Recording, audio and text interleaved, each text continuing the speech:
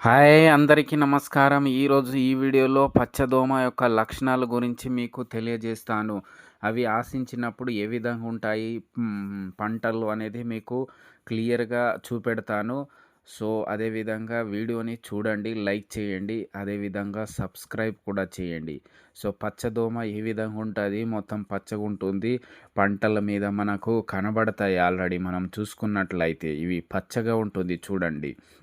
So, ఆకుల మీద రసాన్ని పీల్చుకోవడం జరుగుతుంది.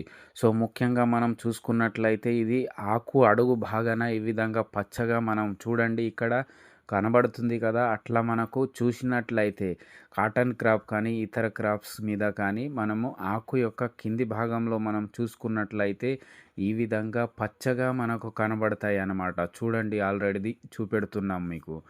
సో, అదే విధంగా మనము చూసుకున్నట్లయితే వీటి లక్షణాలు ఆకులు అంచుల నుండి మధ్య ఈనె వైపు పసుపు రంగులోకి మారుతాయి. చూడండి గమనించండి.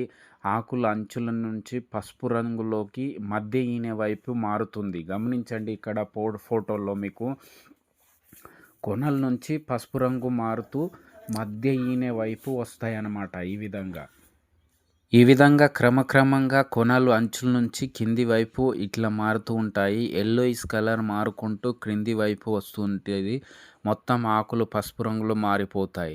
సో, అదే విధంగా చూసుకున్నట్లయితే మనకు ఆకుల అంచులు కాలిపోయినట్టు గోధుమ రంగులోకి మారిపోవడం జరుగుతుంది. ఈ విధంగా చూసుకున్నట్లయితే అంచుల నుంచి ఇంతకుముందు చెప్పిన విధంగా పసుపు రంగులోకి మారి కింది వైపు అంటే ఈనెల వైపు మారుతాయి. ఆ తర్వాత ఈ విధంగా మొత్తము ఆ అంచులనేది మాడిపోవడం జరుగుతుంది.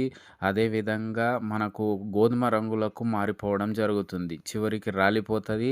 అదేవిధంగా చూసుకున్నట్లయితే మొత్తం ఆకులనేది ముడుచుకోవడం జరుగుతుంది. గీనెల్లాగా మారిపోవడం జరుగుతది దీనికి. చూడండి ఈ విధంగా ఉన్నప్పుడు తీవ్రంగా గాయమైనప్పుడు ఎక్కువ దాడి చేసినప్పుడు మొక్కలు పెరుగుదల కూడా ఆగిపోవడం జరుగుతుంది.